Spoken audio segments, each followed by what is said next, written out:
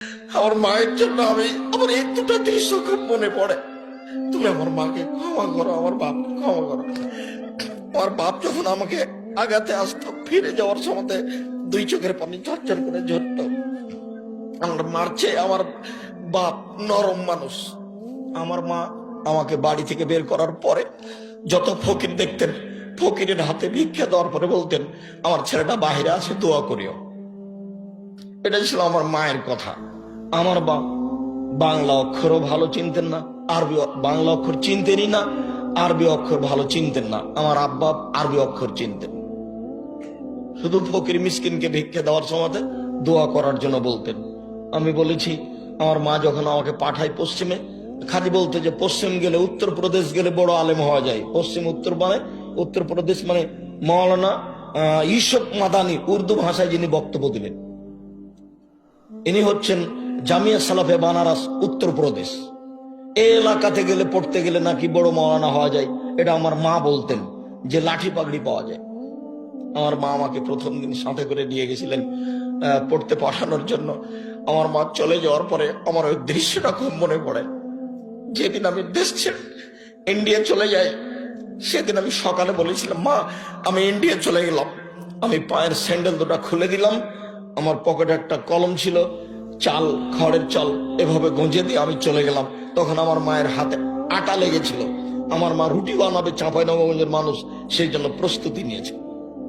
আমার মা আমাকে বলছে, যাইস না, পুলিশে ধরে নিবে, পুলিশে ধরে নিবে, মারবে, যাস না। আমি এভাবে আমার মা বলতে থাকলো আর আমি চলতে থাকলাম। আমার মা পিছে পিছে কিছু রাস্তা আসলো, তারপরে দেখলো যে ছেলে আর ফিরবে না। তখন আমার মা ফিরে চলে গেল। তুমি তাকে ক্ষমা করো, তার কবরের শাস্তি তুমি মাফ করো। আমার মায়ের জন্য আমার এই দুটো দৃশ্য খুব মনে পড়ে। তুমি আমার মাকে ক্ষমা করো, আমার বাপকে ক্ষমা করো। আমার বাপ যখন আমাকে আগাতে আসতো, ফিরে যাওয়ার সময় দুই চোখের পানি ঝরঝর করে ঝরতো। আমার মারছে, আমার বাপ নরম মানুষ। আমার মা খুব শক্ত মানুষ বাড়ি থেকে পাঠানোর ব্যাপারে।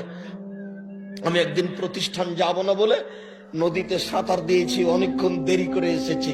তা আমার মা ভাত রান্না করে রেডি করে নিয়ে বসে আছে। তো বলছে আমাকে খাইয়ে নিয়ে বের হ, আজকে যাব না। না যেতে হবে, না যা, আজকে যেতে হবে, না যাব না। তো আমি খেতে বসেছি, যখন বারবার বলছে যেতে হবে, তখন আমি বলছি ভাত খাবো না। খাস না।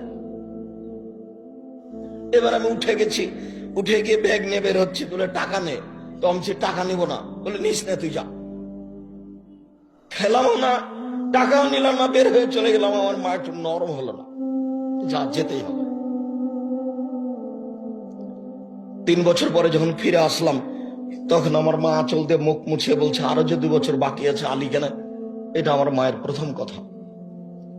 জানি না কিভাবে তারা আল্লাহকে বলেছেন, আমরা কিভাবে বলছি, তুমি আল্লাহ আমাদের ছেলে মেয়েকে কবুল করো, তুমি তাদের দিনের খাদেমী হিসাবে কবুল করো। আবারও তোমার গায়ে সাক্ষ্য দিচ্ছি, যদি কোনো ত্রুটি মনে করো, আশহাদু আল্লা ইলাহা ইল্লাল্লাহ ওয়া আশহাদু আন্না মুহাম্মাদুর রাসূলুল্লাহ। সাক্ষ্য দিচ্ছি আল্লাহ ছাড়া কোনো মাবুদ নেই। সাক্ষ্য দিচ্ছি মুহাম্মদ আল্লাহ রাসূল এবং তার বান্দা। আমাদের কিছু করার মতো ক্ষমতা নেই, আর এসব জিম্মেদারি আমি নিইনি। এসব জিম্মেদারি আমার উপরে চাপিয়ে দেওয়া হয়েছে। জোর করে এখানে ডেকে নিয়ে আসা হয়েছে, জোর করে রূপগঞ্জ, নারায়ণগঞ্জ, ঢাকায় নিয়ে যাওয়া হয়েছে। এসব জিম্মেদারি আমি নিইনি। আমি বলছি, আমি মানুষ হিসাবে যদি কোথাও ভুল থাকে, তাহলে তুমি ওটা আমাকে সংশোধন করে দাও। আমি ভুল সহ কোনো কাজ করতে রাজি নই। ধোকা দিয়ে কথা বলিনি, কারোর কাছে আমি কোনোদিন জোর করে দাবি করে টাকা পয়সা চাইনি। এরপরেও তোমাকে বলছি, মানুষ হিসাবে যেটা ভুল আছে সেটা তুমি ক্ষমা করো। তোমার দরবারে বিনীতভাবে ক্ষমা চাচ্ছি। আস্তাগফিরুল্লাহ ওয়া আতুবু ইলাইহি। কেউ পারে না। কাদির তিনি ক্ষমতাশীল, তাকে কেউ পারে না। কবি তিনি শক্তিশালী, তাকে কেউ পারে না। কোন শক্তি তার সামনে টিকতে পারে না। আশ্রয় তার কাছে নিয়ে কাজ করছি, তিনি সবকিছু করতে পারেন। এই জন্য একমাত্র বিশ্বাস করে আন্তরিকভাবে তার কাছে আশ্রয় নিয়ে করতে চাচ্ছি। প্রশাসনের মানুষ আপনাদের শুকরিয়া আদায় করি। আপনারা প্রশাসন হিসাবে আমাদের অনেক সুবিধা দিয়েছেন। আল্লাহ আপনাদেরকে যা যায় খায়ের দান করুন।